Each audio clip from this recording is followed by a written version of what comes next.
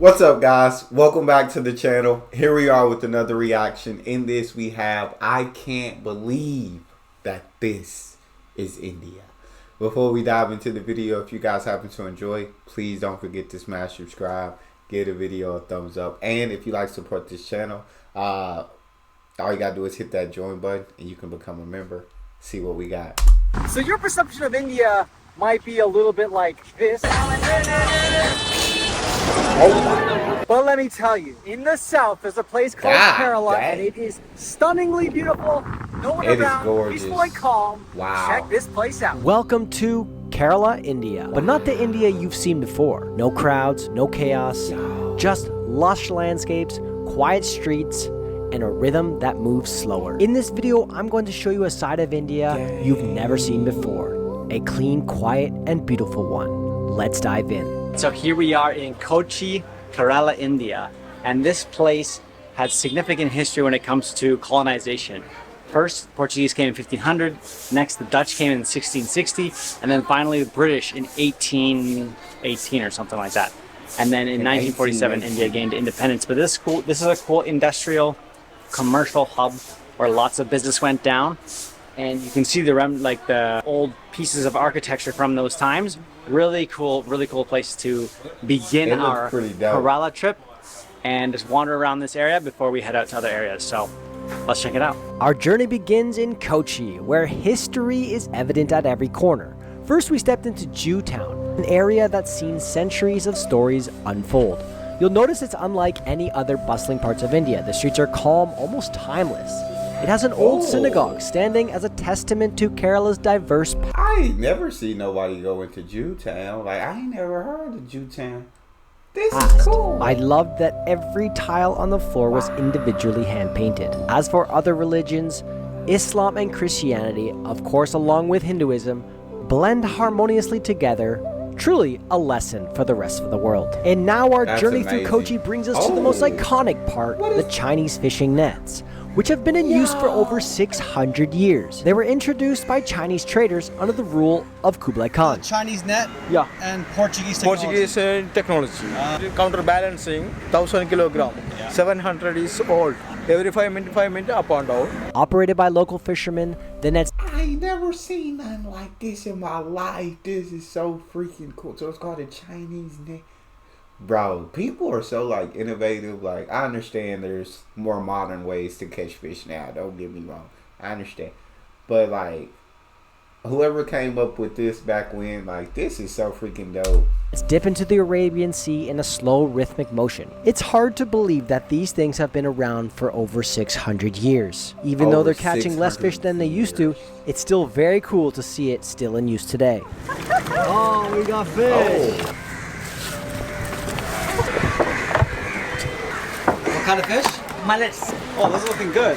That is it for these Chinese fishing nets, Portuguese contraption. On to the next location. That was amazing. Our journey now takes us out of Kochi and onto Munnar, but not before stopping for our first Indian meal. We got some veg biryani and a big dosa for lunch. Let's go. That look good. My top 3, easily. My very first meal here in India.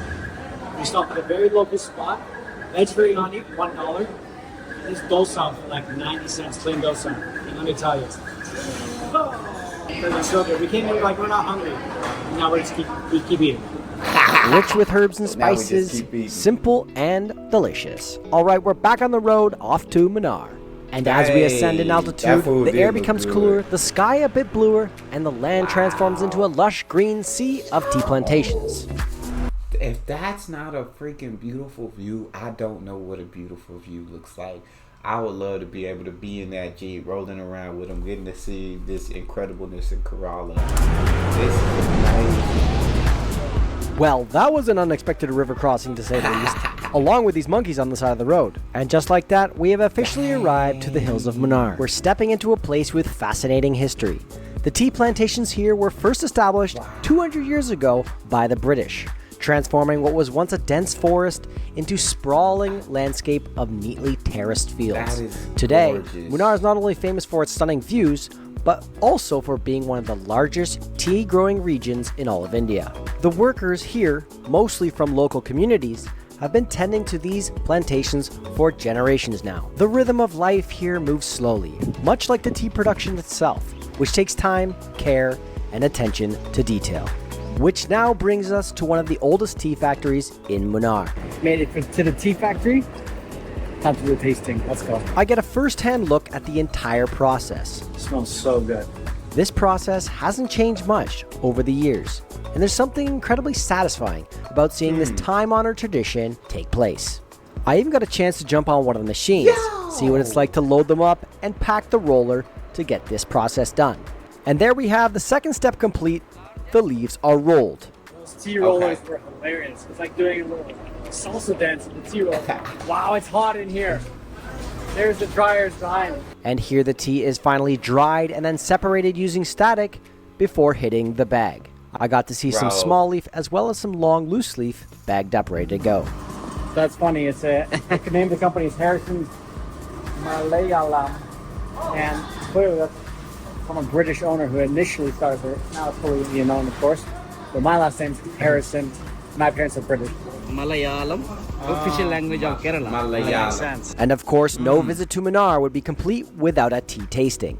Sipping on freshly brewed tea made from the leaves that we just saw is quite a moment of appreciation for all of the hard work that goes into creating this tea. Well, I wasn't gonna get a bag of tea, but for that price, come on now, 2 bags. My parents are. I love that he got him a bag, bro. And he got to see the whole process of it. Like, to me, that's really cool. Like, to get involved with the process of the tea leaves, that'd just be a fun experience to see how it's made. And he got to be a part of, like, or they showed him every step of the process, and he got to take part in it and participate. Like, shout out India, bro. Like, this stuff right here is fire. I would love to experience something like that. British. I gotta bring back some tea. Least I could do. That's a lot of effort goes into selling these bags for 200 rupees. Wow. At $2.30 a bag, I'm paying at least 5 to 10 times that back in Canada. As the day is winding down, we make our way to Anakkulam to go see some wild elephants. And along the way, we even saw this pretty cool waterfall. We made it down here to Anakkulam, and there's a bunch of wild elephants in this pond. Here, the elephants roam freely in the wild, and it's not uncommon to see them in their natural habitat, grazing or playing in the field.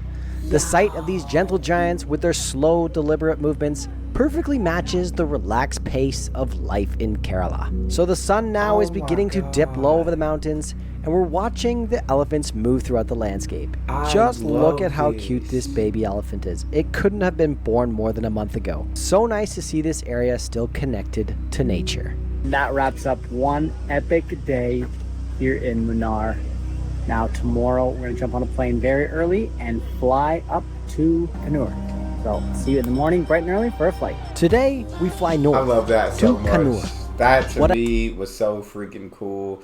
And now, so Kannur, that's where he said he's going next. I wonder what he's going to do next, bro. He gets to experience a lot of cool things. I didn't expect was the flight to be this beautiful. Take a look at the mountains we were able to witness while we were flying only 1 hour away. What's in Kannur, you might ask? Well, it's something I've been wanting to see for years.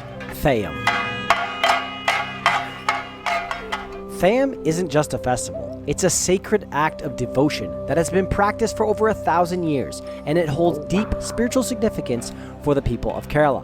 The Theyyam is performed in honor of local deities and ancestral spirits, and it is considered a form of divine communication. It is believed through this immersive experience, dancers transform into gods through their elaborate costumes, face paint, and powerful movement. The performers are not just people in costumes.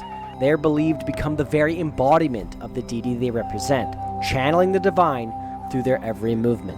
It's a living tradition that involves the entire community. The audience is just as much a part of the ritual as the dancers themselves, with offerings, prayers, and songs all woven into the fabric of the ceremony. Unlike other performances I've seen throughout the world, this one is way different. You're watching real, raw beliefs and emotions, not a show for tourists, but for locals. When you're there, you're not just an observer, you're part of something much larger, something that transcends time. That is a crazy Theyyam experience. I would love to hear from you guys. Do you guys practice this? Have you ever been to, is it Theyyam? Have you ever seen this in person? What was the experience like? If so, like, I would love to hear. Woke up at 3:45 to get the morning session, and went well into the afternoon. That goes on for 5 days, and pretty crazy. Just the spiritual meaning of it all. They believe that, or in the Hindu religion, believes that the God comes into the human form, so divine into human, and then they get to bless the people and put on a performance.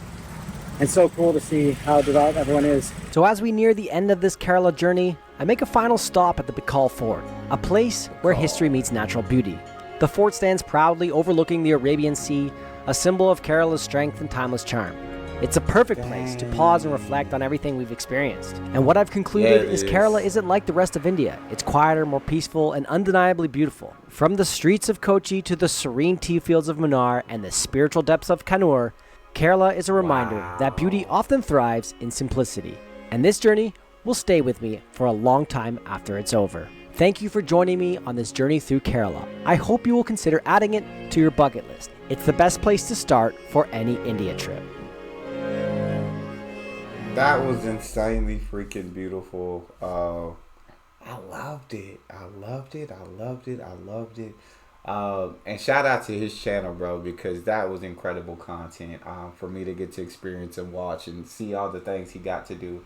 Y'all talk to me in the comment section. If you enjoyed, please don't forget to subscribe. Give the video a thumbs up and check out the next one. And I'll see y'all next time.